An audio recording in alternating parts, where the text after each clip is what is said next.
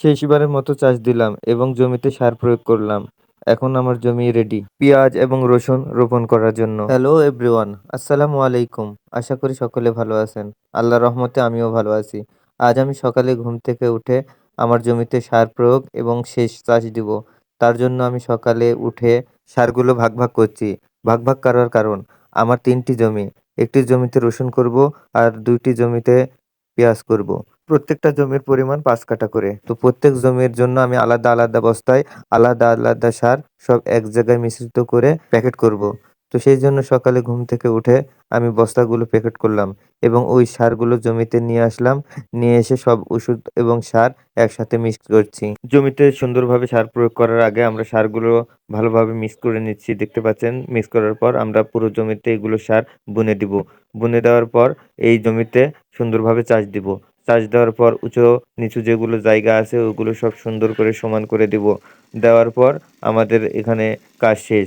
আল্লাহর রহমতে আমরা সামনের শনিবারে এই জমিগুলোতে পেঁয়াজ রোপণ করব।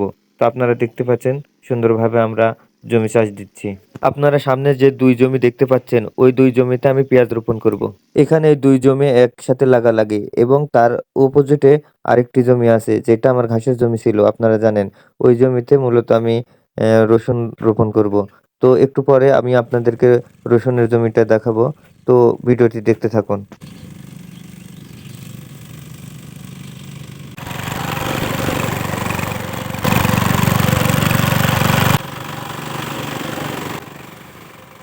তো পেঁয়াজের জমি চাষ এবং সার বোনার পর আমরা আসলাম রসুনের জমিতে। আপনারা ভিডিওতে দেখতে পাবেন এই জমিতে আমার অনেক ঘাস ছিল। ওই ঘাসগুলো নষ্ট করে দিয়ে হাল চাষ করে এখন এই জমিতে আমি রসুন রোপণ করব। তো রসুনের জমিতে সর্বপ্রথম আমরা ভালোভাবে সার ছিটিয়ে নিচ্ছি।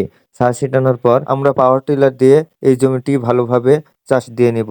আরেকবার চাষ দেওয়ার পর উঁচু নিচু যেগুলো জায়গা আছে ওইগুলো সুন্দরভাবে ঠিক করার পর আমরা এই জমিতে পাওয়ার টিলার মাধ্যমেই মই দিয়ে দিব এবং আপনারা ভিডিওতে দেখবেন। তো এইভাবে কাজ করতে করতে সকালের খাওয়ার টাইম আমার হয়ে গিয়েছিল। তো আমরা ওখানে খাওয়া দাওয়া করলাম এবং বাকি ভিডিওটি আপনারা দেখতে থাকুন কিভাবে আমরা এই জমিটি সম্পূর্ণভাবে ঠিক করলাম। পাওয়ার টিলারে বেঁধে কিভাবে আমরা মই দিচ্ছি ভিডিওর মাধ্যমে আপনাদেরকে দেখাবো। সম্পূর্ণ ভিডিওটি দেখুন আর কমেন্টের মাধ্যমে জানাবেন ভিডিওটি কেমন লাগতেছে আপনাদের।